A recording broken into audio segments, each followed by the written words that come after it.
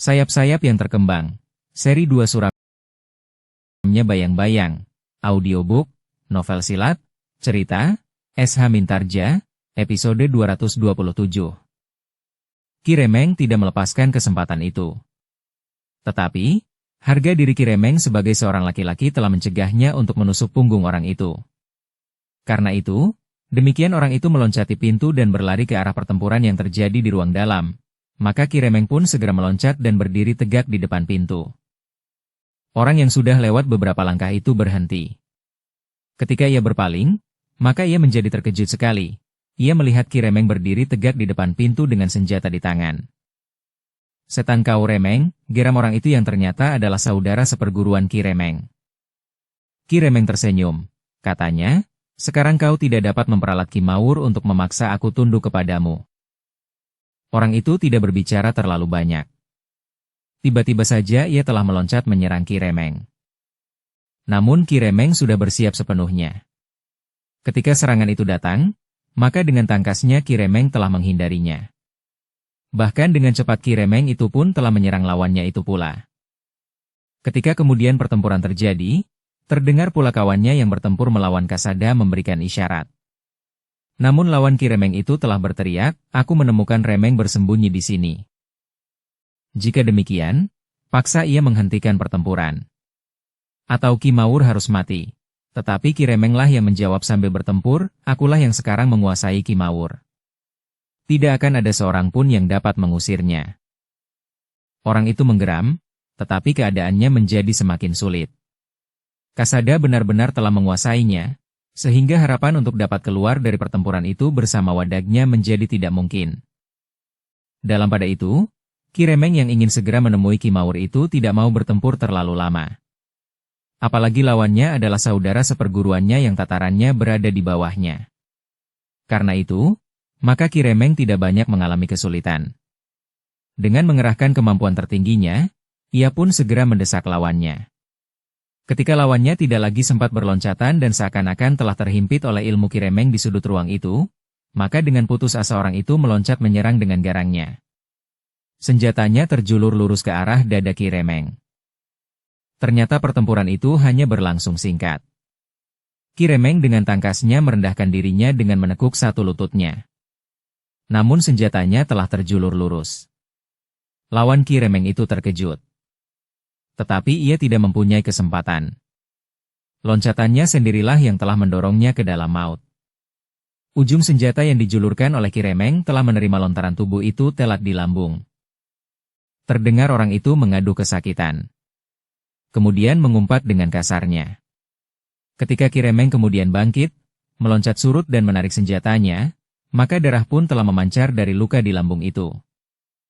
Lawannya itu terhuyung-huyung. Namun ia masih berusaha mengayunkan senjatanya. Tetapi ketika senjata itu tidak mengenai sasaran, maka orang itu seakan-akan telah terseret oleh ayunannya sendiri dan jatuh terjerembab. Orang itu memang bukan lawan Ki Remeng. Meskipun ia termasuk murid yang baik, namun tatarannya memang berada di bawah tataran kemampuan Ki Remeng. Sejenak kemudian, Ki Remeng yang tidak menghiraukan lagi keadaan lawannya itu, segera berlari ke dalam bilik. Ia tidak peduli apakah lawannya itu terbunuh atau hanya terluka saja. Namun karena ia sudah tidak berdaya untuk melawannya, maka orang itu telah ditinggalkannya saja. Sejenak kemudian, Ki Remeng telah berjongkok di sisi Ki Mawur yang berbaring diam. Namun wajah Ki Remeng menjadi tegang. Ki Mawur nampaknya sudah terlalu lemah. Dalam pergolakan yang terjadi di perguruannya, Ki Mawur yang sakit itu nampaknya telah dibawa dari satu tempat ke tempat lain, sehingga keadaannya menjadi semakin buruk. Makan dan minumnya serta perawatan yang lain sangat kurang memadai.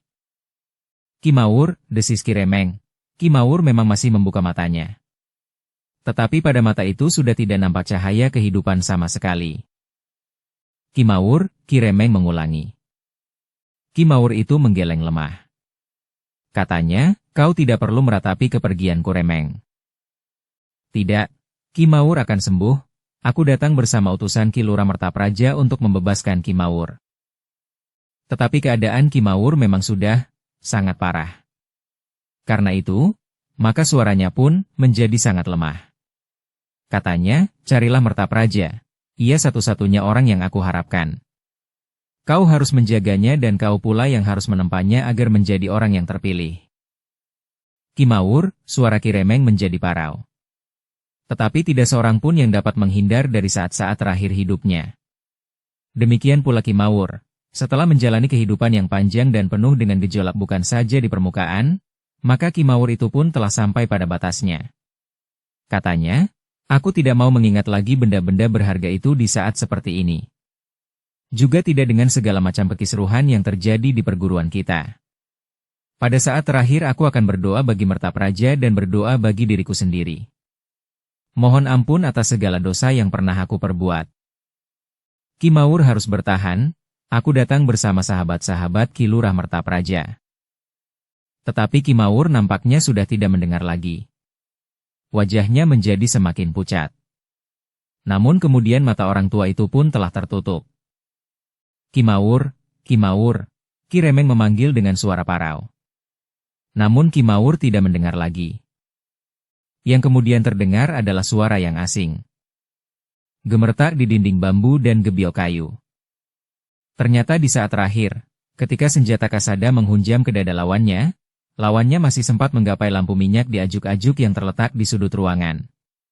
Demikian lampu itu terguling, minyaknya tumpah, dan apinya pun telah menyambar geledek bambu. Kasada memang berusaha meloncat memadamkan api.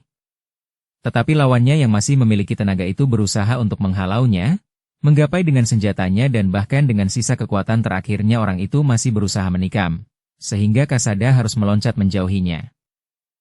Tetapi dengan demikian, api pun telah membakar geledek bambu itu. Bahkan kemudian telah menjilat dinding bambu dan gebyok kayu yang kering dan dengan demikian menjadi sangat mudah terbakar.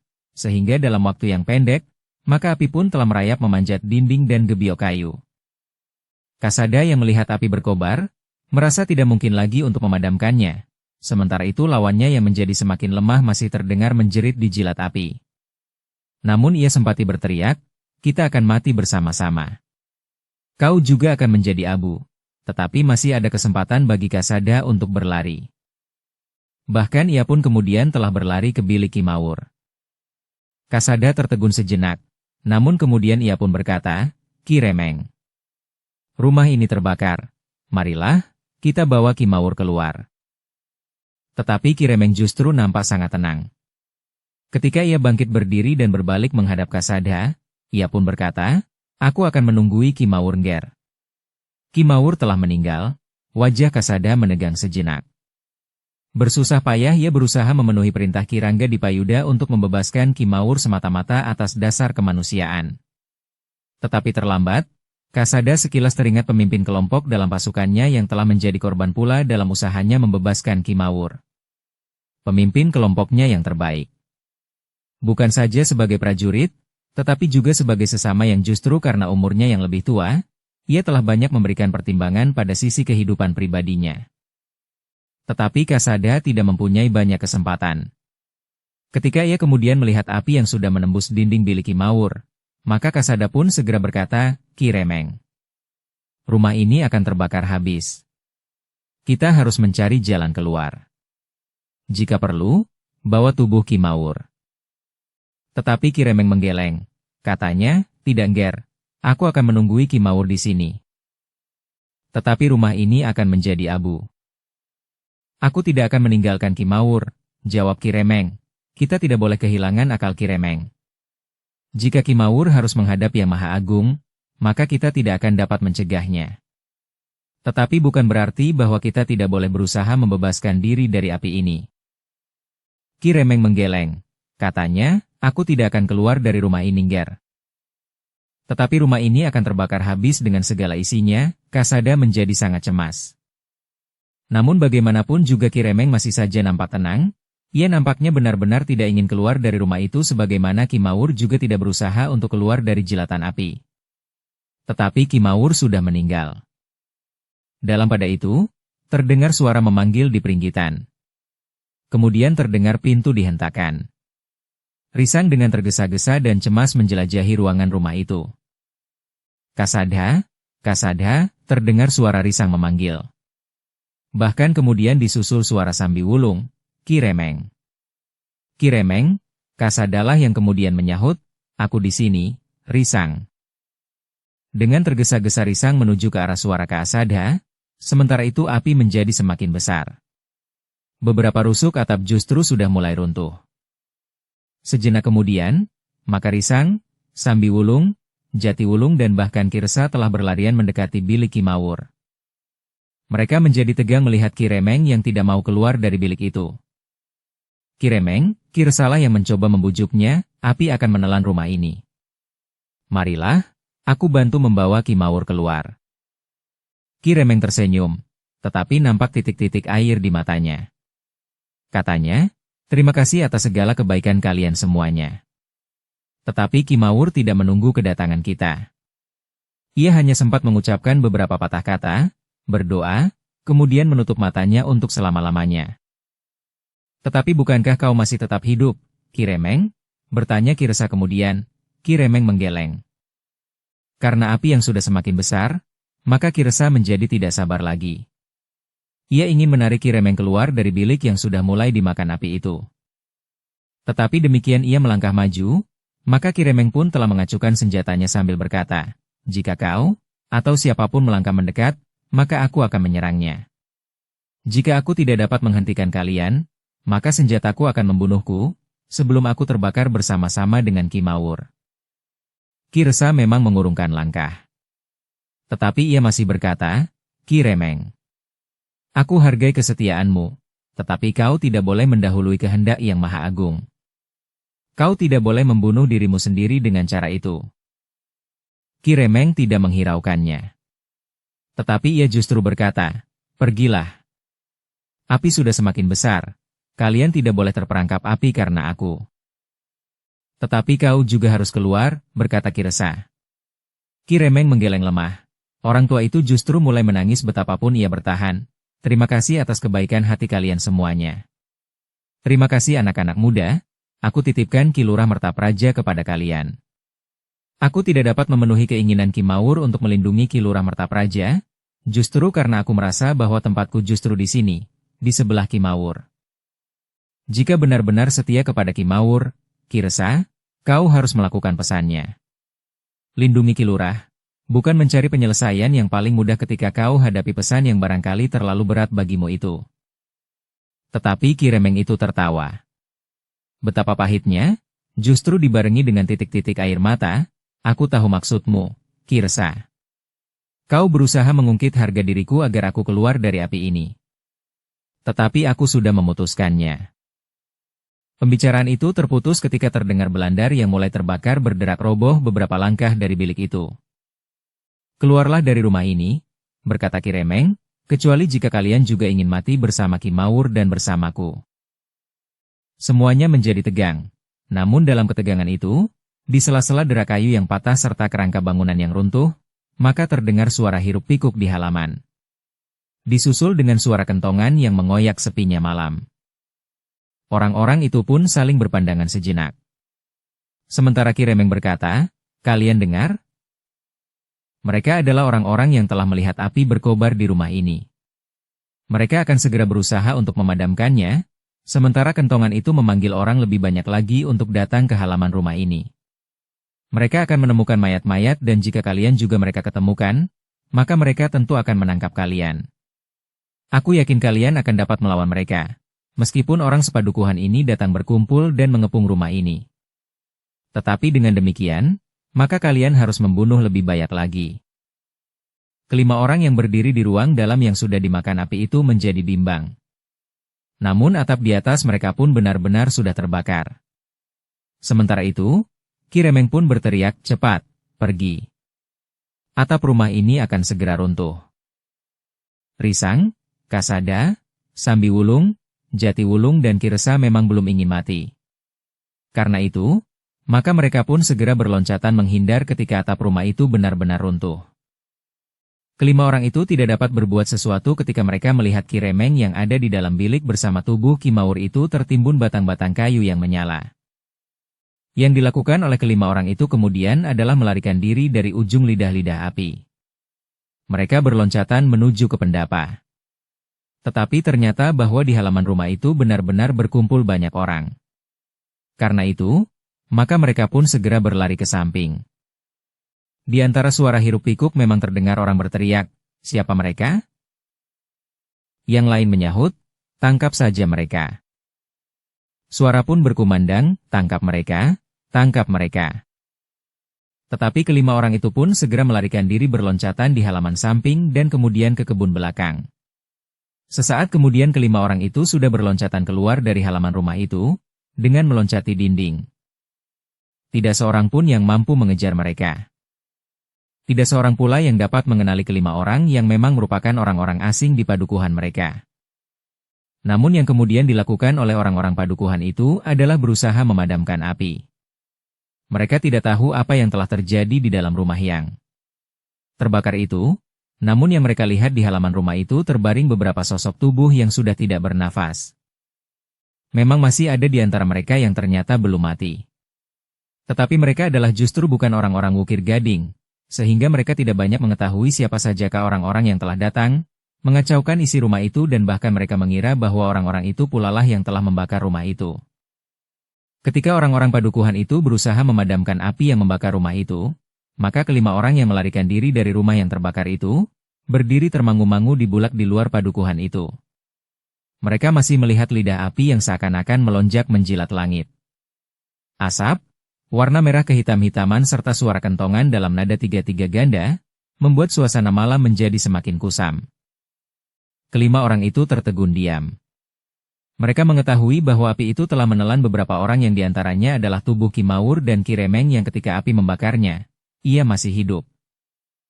Kesetiaan yang berlebihan, desis Risang. Ki Resa menarik nafas dalam-dalam. Katanya, itulah orang yang bernama Ki Remeng. Seorang yang telah menyerahkan hidup matinya kepada Ki Mawur. Meskipun Ki Mawur pernah menyelamatkan hidupnya berapa kali pun, tetapi seharusnya ia mempergunakan kesempatan untuk melepaskan diri dari kematian sebelum atap rumah itu runtuh, berkata Kasada, jika Ki Remeng sempat mempergunakan penalarannya ia dapat menilai arti dari kematiannya itu. Justru Ki Mawur telah meninggal di luar kesalahan dan kuasanya untuk menolongnya. Ki Resa mengangguk-angguk, tetapi ternyata bahwa Ki Remeng telah memilih untuk tetap berada di dekat Ki Mawur. Meskipun itu berarti kematian. Untuk beberapa saat kelima orang itu masih tetap berdiri saja di bulak di luar padukuhan. Api untuk beberapa saat justru nampak menjadi semakin besar. Agaknya orang-orang padukuhan itu mengalami kesulitan untuk menguasai api yang sedang mengamuk itu. Namun lambat laun, api itu memang mulai menyusut perlahan-lahan. Tetapi agaknya api itu telah membakar rumah itu seisinya. Marilah, berkata Ki Resa, bagaimanapun juga kita harus mengikhlaskannya. Apalagi kematian itu adalah pilihan Ki Remeng sendiri. Risang mengangguk-angguk kecil, sementara Kasada sempat mengingat kawannya yang telah terbunuh pula. Meskipun telah jatuh korban, tetapi Ki Mawur tetap tidak dapat diselamatkannya. Dalam pada itu, maka Ki Resalah yang berkata, aku masih ingin mempersilahkan kalian singgah barang sehari di rumahku. Risang dan Kasada saling berpandangan sejenak. Namun kemudian Kasada pun berkata, baiklah. Kita akan singgah untuk beristirahat beberapa saat sebelum kita meninggalkan Madiun. Demikianlah, maka berlima mereka menyusuri bulak panjang. Sementara itu langit di atas rumah yang terbakar itu masih nampak merah, meskipun api sudah mulai menyusut. Ketika mereka mendekati gerbang kota, maka Kasada dan Ki Resa berjalan mendahului. Sementara itu, Risang, Sambi Wulung dan Jati Wulung berjalan beberapa puluh langkah di belakang mereka untuk menghindari agar kelompok mereka itu tidak menarik perhatian justru pada saat Madiun sedang mempersiapkan diri karena perselisihannya dengan Mataram. Demikian orang-orang itu hampir sampai di pintu gerbang, maka fajar pun telah mulai membayang. Beberapa orang sudah nampak turun ke jalan untuk pergi ke pasar membawa barang-barang dagangan mereka. Suasana menjelang fajar itu ternyata menguntungkan bagi Ki Resa dan orang-orang yang akan pergi ke rumahnya. Jalan mulai terasa sibuk, namun keremangan malam masih tersisa, sehingga orang-orang yang lewat di jalan menuju ke kota itu tidak nampak jelas. Demikian pakaian Ki Resa dan orang-orang yang akan singgah di rumahnya yang kusut dan bahkan ada yang terkoyak. Suasana terasa damai meskipun sekali-sekali lewat prajurit berkuda yang meronda ketika terdengar tembang perempuan yang berusaha melupakan lelahnya dengan berdendang. Bahkan kadang-kadang perempuan yang lain menyahutnya dengan sindiran-sindiran yang mengena sehingga beberapa orang ikut tertawa karenanya. Namun perempuan-perempuan itu telah melemparkan obor-obor belarak yang mereka bawa. Kecuali obor-obor itu sudah hampir habis dimakan api, juga karena cahaya fajar menjadi semakin terang. Mereka telah dapat melihat tamparan jalan di hadapan kaki mereka, sehingga mereka tidak akan terperosok ke dalam parit. Dalam pada itu, maka Ki Resa dan Kasada serta Risang bersama Sambiwulung dan Jatiwulung telah berada di dalam kota pula. Mereka pun langsung turun ke jalan yang menuju ke rumah Ki Resa yang sudah beberapa lama ditinggalkannya. Semakin dekat dengan rumahnya, Ki Resa menjadi berdebar-debar. Ia tahu bahwa keluarganya menunggu-nunggunya. Tetapi ia pun merasa cemas kalau saja ada orang yang telah mencelakai keluarganya. Karena sebenarnya lah Ki Resa telah ditundukkan karena keluarganya telah diancam akan dibinasakan jika ia melawan, bahkan keluarganya telah diperalat pula untuk memancing Ki Remeng sehingga Ki Remeng pun telah tertangkap pula. Ketika mereka sampai di rego rumah Ki Resa, maka Ki Resa telah menjadi tegang. Namun kemudian, ia pun telah mendorong pintu regol halaman rumahnya yang tidak diselarak. Dengan langkah yang terasa berat, Ki Resa memasuki halaman rumahnya diikuti oleh Kasada. Kemudian Risang serta Sambiwulung dan Jatiwulung. Ki Resa Podang masih saja berdebar-debar. Rumah itu nampak sepi, sementara langit mulai menjadi terang. Untuk beberapa saat lamanya, Ki Resa termangu-mangu. Demikian pula Risang, Kasada, Sambiwulung dan Jatiwulung yang kemudian berdiri bagaikan membeku di halaman. Namun beberapa saat kemudian, mereka mendengar suara senggot timba. Ki Resa seperti orang yang tersadar dari sebuah renungan yang dalam. Ia segera mengetahui bahwa tentu salah seorang anaknya sedang menimba air di sumur di bagian belakang rumahnya. Ki Resa itu pun segera bergegas ke pintu seketheng sebelah kiri. Ketika ia mendorong pintu itu, ternyata pintu itu sudah terbuka. Beberapa saat kemudian, Ki Resa telah berada di longkangan. Ia pun segera pergi ke pintu butulan. Namun pintu butulan itu agaknya telah digerendel lagi setelah seseorang membuka pintu seketheng. Karena itu, maka Ki Resa pun kemudian telah mengetuk pintu itu. "Siapa?" terdengar suara kecil dari dalam rumah. "Aku Ngger, buka pintu," jawab Ki Resa. Anak itu mengenal suara ayahnya dengan baik. Karena itu, maka ia pun segera berlari, menarik gerendel pintu dan membukanya. Demikian pintu terbuka, maka anak itu pun meloncat ke dalam pelukan ayahnya yang berdiri menunggunya di luar pintu. "Ayah," suara anak itu melengking. Gadis kecil yang berada di dalam pelukan ayahnya itu menangis. Bukan saja karena ia ingin melepaskan kerinduan, tetapi itu adalah cerminan kegelisahan keluarga Ki Resa Podang selama Ki Resa itu tidak pulang. Suara gadis kecil itu didengar seorang kakaknya. Demikian ia berlari ke pintu dan melihat ayahnya, maka ia pun segera berlari mendapatkan ibunya di dapur sambil berteriak, "Ibu, ayah datang." Seisi rumah itu pun menjadi ribut. Anaknya yang sulung yang sedang menimba air di belakang pun segera berlari pula.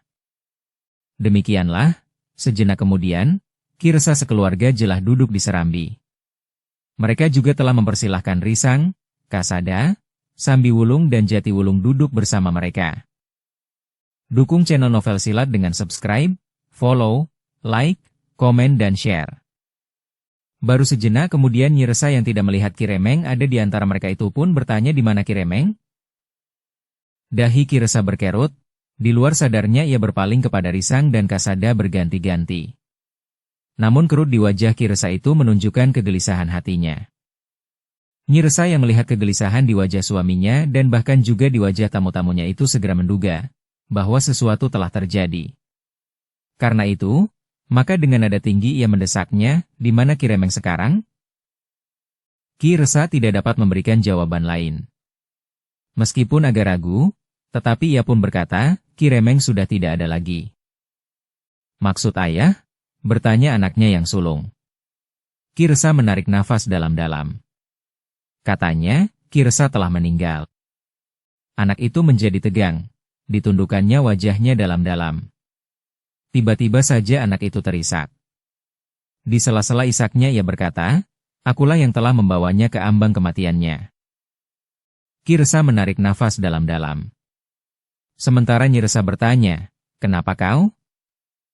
Apakah karena kau merasa bersalah, telah memanggil Ki Remeng malam itu untuk membantu ayahmu yang berada dalam kesulitan? Anak itu mengangguk kecil, tetapi Nyi Resa tidak tahu apa yang sebenarnya telah terjadi. Sambi Wulunglah yang kemudian menyahut, ia tidak bersalah Nyi.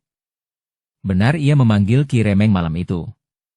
Peristiwa demi peristiwa memang telah terjadi, sehingga kami dapat menemukannya bersama Ki Resa. Namun sebenarnya Ki Remeng dapat menghindarkan diri dari kematian menurut perhitungan manusia. Tetapi Ki Remeng sendiri memang tidak berusaha. Ia sengaja menyerahkan diri ke dalam maut karena Ki Mawur tidak tertolong lagi. Ki Mawur? Bertanya Nyi Resa. Yang menjawab adalah Ki Resa, seseorang yang telah pernah menyelamatkan hidup Ki Remeng, sehingga Ki Remeng merasa berhutang kepadanya. Bahkan Ki Remeng merasa bahwa hidupnya diperuntukkan bulat-bulat bagi Ki Mawur itu. Nyi Resa mengangguk-angguk, sementara Sambi Wulung berkata kepada anak itu, jadi kematian Ki Remeng sama sekali bukan karena salahmu. Bukan pula salah ayahmu atau siapapun juga. Ki Remeng sendiri memang menghendakinya. Ya, sahut Ki Resa, tidak ada orang yang bersalah di dalam hal ini. Nyi Resa mengangguk-angguk, namun kemudian ia berkata kepada Risang dan Kasada, Angger berdua, kami sekeluarga mengucapkan terima kasih atas bantuan Angger berdua dan agaknya juga Kisanak berdua, sehingga suamiku sempat kembali kepada keluarganya. Bukan semata-mata kami yang telah menyelamatkan Ki Resa dan sebenarnya kesempatan yang sama bagi Ki Remeng. Tetapi Ki Resa dan Ki Remeng sendiri telah berusaha untuk menyelamatkan diri sendiri. Tetapi setelah itu, dengan kematian Ki Mawur, maka Ki Remeng telah memilih untuk tinggal bersama Ki Mawur, sahut Risang. Nyi Resa menarik nafas dalam-dalam. Anaknya masih saja menunduk, tetapi ia tidak terisak lagi. Sudahlah, berkata ayahnya, segala sesuatunya sudah lampau. Lupakan saja apa yang telah terjadi. Tetapi apakah orang-orang itu tidak akan datang lagi kepada ayah? Bertanya anaknya. Semoga tidak. Sebagian besar dari mereka harus menebus ketamakan mereka dengan kematian pula, jawab ayahnya. Apakah telah terjadi pertempuran? Bertanya anaknya. Ki Resa mengangguk sambil berdesis. Ya. Tetapi Yang Maha Agung masih melindungi kami. Aku dan paman-paman yang sekarang ada di sini. Anaknya memandang Ki Resa sekilas. Namun kemudian anak itu menarik nafas dalam-dalam. Sementara itu, ayahnya berkata lagi, sudahlah. Kita akan melupakannya. Sekarang, biarlah ibumu membuat minuman dan barangkali makanan bagi kami. Dengan demikian, maka Nyi Resa itu pun segera pergi ke dapur bersama anak-anaknya. Demikian pula anaknya yang sulung. Ia kembali ke sumur untuk mengisi pakiwan. Sementara itu, Ki Resa dan tamu-tamunya masih duduk di serambi. Bahkan kemudian Ki Resa telah mempersilahkan tamu-tamunya untuk bergantian pergi ke pakiwan untuk mandi. Hari itu, Risang, Kasada, Sambi Wulung dan Jati Wulung berada di rumah Ki Resa. Di sore hari, maka Sambi Wulung dan Jati Wulung telah minta diri untuk melihat keadaan kota Madiun yang sedang bersiap untuk menghadapi kemungkinan perang melawan Mataram. Meskipun demikian kehidupan rakyatnya masih berjalan dengan wajar. Meskipun para prajurit nampak lebih sering meronda bukan saja jalan-jalan kota, tetapi juga di sekeliling lingkaran kota Madiun. Menurut penglihatan Sambi Wulung dan Jati Wulung persiapan Madiun memang nampak lebih mantap dari persiapan yang pernah dilihatnya di Pajang.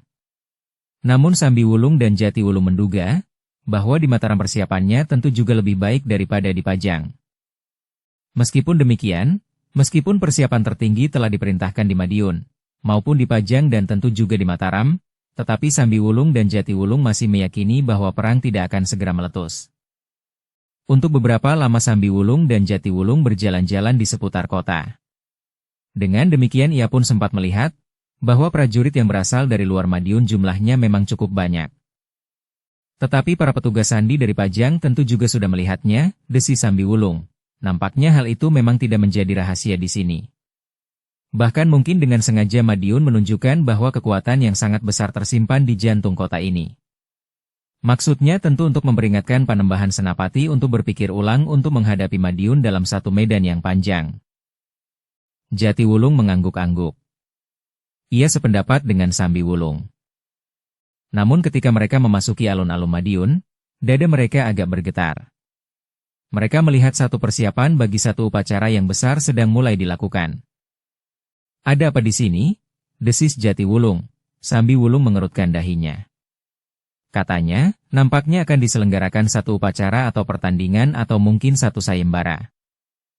Agaknya memang demikian, sahut Jatiwulung yang kemudian berkata, marilah. Kita berhenti pada salah satu kedai. Kita dapat bertanya, apa yang akan diselenggarakan di alun-alun ini? Sambi Wulung mengangguk sambil menjawab, baiklah. Keduanya pun kemudian singgah di sebuah kedai yang tidak begitu besar. Setelah memesan minuman dan makanan, maka dengan cara yang tidak menarik perhatian, Sambi Wulung mulai bertanya, apa yang akan diselenggarakan di alun-alun itu? Satu upacara tahunan, jawab pemilik kedai itu. Apakah Kisanak belum mengetahui? Kami datang dari sebuah desa kecil di sebelah selatan kota ini Kisanak, jawab Sambi Wulung dengan sangat berhati-hati. Tetapi hampir semua orang tahu acara tahunan ini, jawab pemilik kedai itu. Tetapi ia berkata selanjutnya, namun agaknya kali ini dilakukan agak lebih besar dari tahun-tahun yang telah lewat. Sambi Wulung dan Jatiwulung mengangguk-angguk kecil. Tetapi mereka masih tetap belum tahu bentuk upacara tahunan itu. Namun Sambi Wulung tidak segera mempertanyakannya. Bahkan kemudian ia berpendapat bahwa hal itu akan dapat ditanyakan kepada Ki Resapodang. Ki Resapodang tentu juga mengetahui upacara tahunan yang diselenggarakan di alun-alun Madiun. Tetapi Sambi Wulung itu masih bertanya lagi, kenapa kali ini diselenggarakan lebih besar dari tahun-tahun sebelumnya? Saat ini terdapat banyak sekali prajurit yang datang dari luar Madiun. Mereka akan diikut sertakan dalam upacara tahunan kali ini, jawab pemilik kedai itu. Sambi Wulung tidak bertanya lebih jauh, karena jika hal itu dilakukan, maka pemilik kedai itu akan dapat mencurigainya. Bahkan kemudian setelah mereka minum dan makan makanan secukupnya, mereka segera minta diri. Ketika kemudian mereka sampai di rumah Ki Resapodang, maka Sambi Wulung pun segera bertanya, upacara tahunan apakah yang akan diselenggarakan di alun-alun Madiun itu? Pertanyaan itu segera mengingatkan Ki Resa kepada sebuah upacara yang memang dilakukan setiap tahun di alun-alun. Justru karena persoalan yang menyangkut dirinya dan Ki Remeng, maka Ki Resa hampir melupakan upacara tahunan itu. Setiap tahun dilakukan adu keterampilan bagi para prajurit Madiun, jawab Ki Resa. Terutama bagi para prajurit muda. Di alun-alun akan diselenggarakan sodoran, rampogan dan masih banyak lagi jenisnya.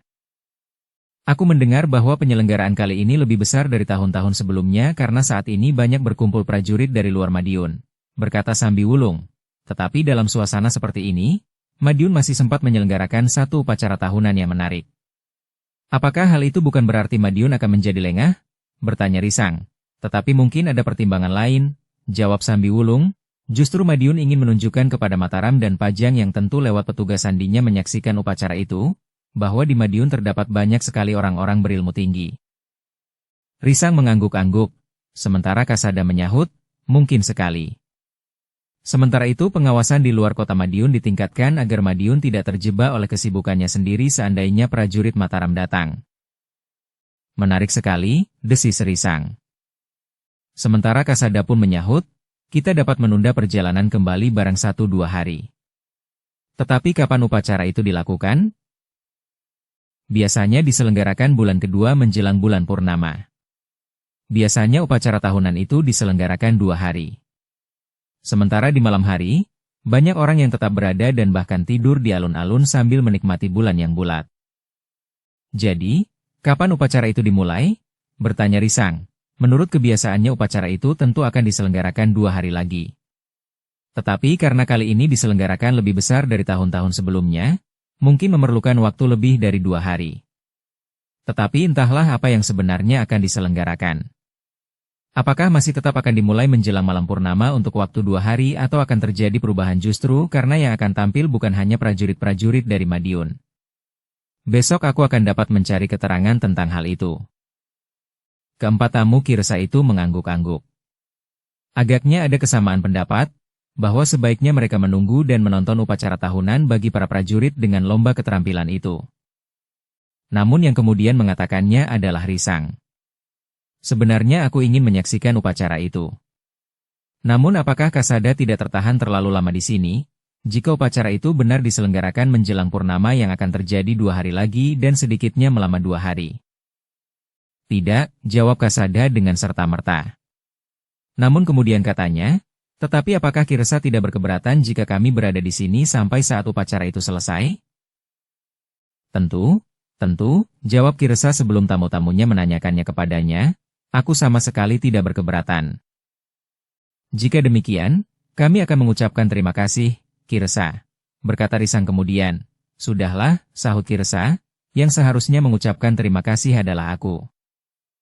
Dengan demikian, maka keempat orang itu pun sepakat untuk tetap tinggal di Madiun sampai upacara tahunan dengan pertandingan keterampilan bagi para prajurit itu selesai.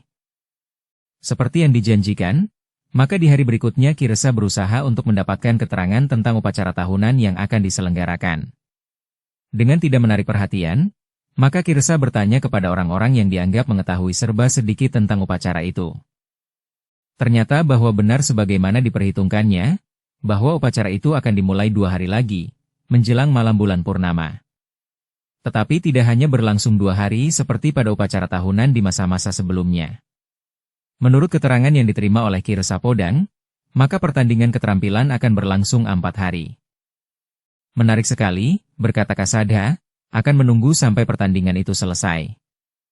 Tugasku tidak dibatasi waktu, namun kemudian ia pun bertanya, tetapi bagaimana dengan tanah perdikan Sembojan? Apakah tidak terlalu lama ditinggalkan? Ibu ada di rumah.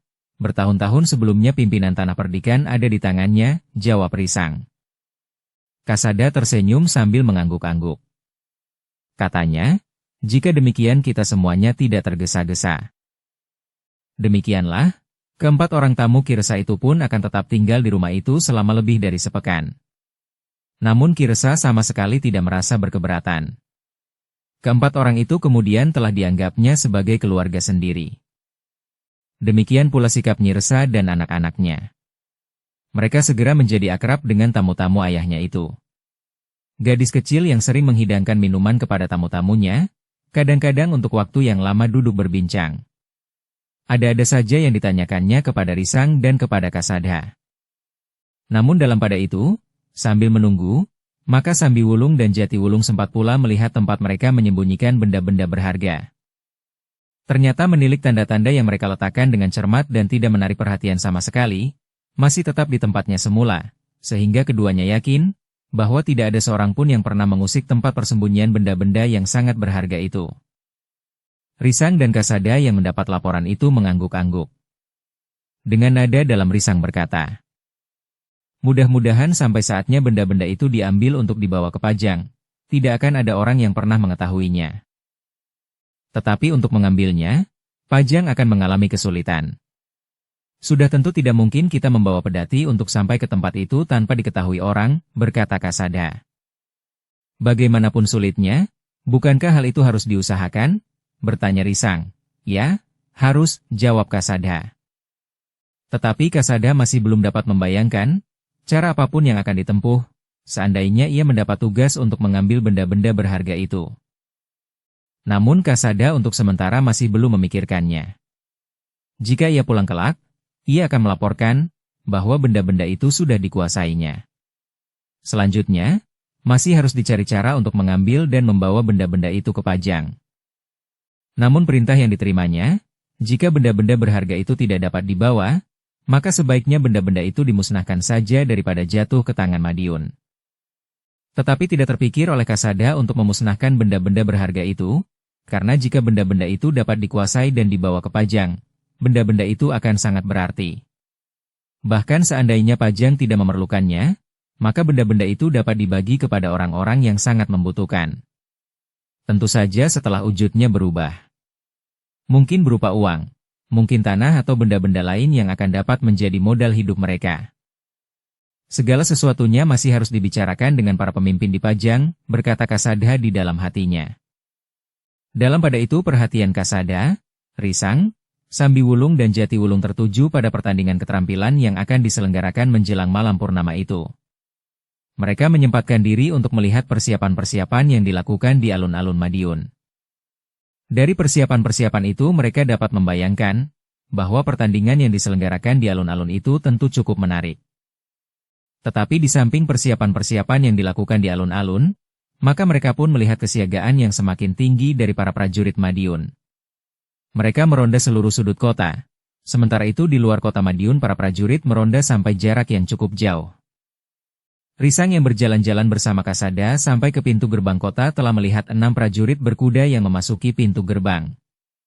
Melihat debu yang melekat di tubuh dan pakaian mereka, serta badan yang nampak letih, maka Risang dan Kasada itu dapat menduga bahwa ke-6 prajurit itu baru pulang dari pengamatan sampai ke jarak yang jauh dari kota.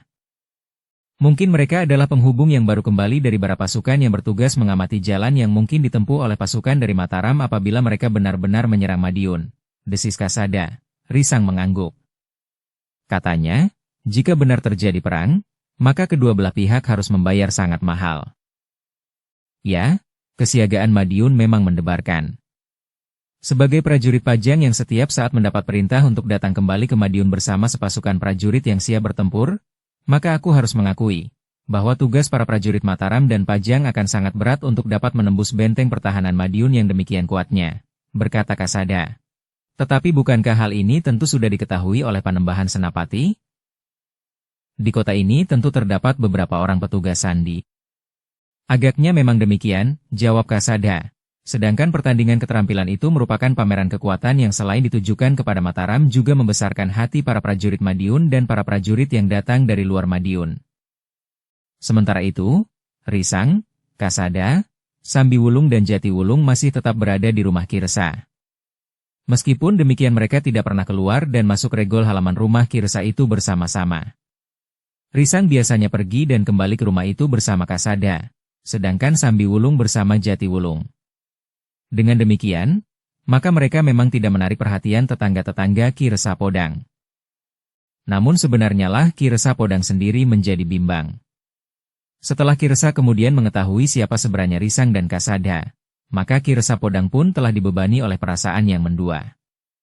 Sebagai orang Madiun, maka rasa-rasanya sangat berat baginya untuk memberi kesempatan dan bahkan menjadi alas berpijak bagi orang-orang yang menurut pendapatnya justru akan memusuhi Madiun. Ki Resa pun juga diganggu oleh pertimbangannya bahwa benda-benda berharga itu tentu akan sangat berarti pula bagi Madiun. Jika ia dapat mengesampingkan pertentangan yang terjadi di lingkungan perguruan Wukir Gading dan menempatkan diri sebagai orang Madiun, maka benda-benda berharga itu sebaiknya tetap berada di Madiun. Tetapi Ki Resa tidak tahu di mana benda-benda berharga itu disembunyikan. Bahkan Ki Remeng pun ternyata benar-benar tidak mengetahuinya. Ki Resa Podang memang menjadi bimbang. Ia merasa bahwa anak-anak muda itu telah menyelamatkan hidupnya. Tetapi bahwa aku terancam kematian juga karena mereka, berkata Ki Resa di dalam hatinya. Jika mereka tidak datang ke rumahku bersama Ki Remeng, maka aku tidak akan terlibat dalam persoalan ini. Namun bagaimanapun juga, Ki Resa tidak dapat menyisihkan perasaan berhutang budi itu. Ki Remeng telah mengorbankan segala-galanya, bahkan kematian yang tidak berarti sama sekali itu karena ia merasa berhutang budi, berkata Ki Resa kepada diri sendiri. Kebimbangan itu telah membuat Ki Resa sering merenung. Jika ia berada di sawah dan sedang beristirahat di gubuknya, maka ia mulai menilai dirinya sendiri sebagai orang Madiun tetapi juga sebagai seseorang yang telah diselamatkan nyawanya.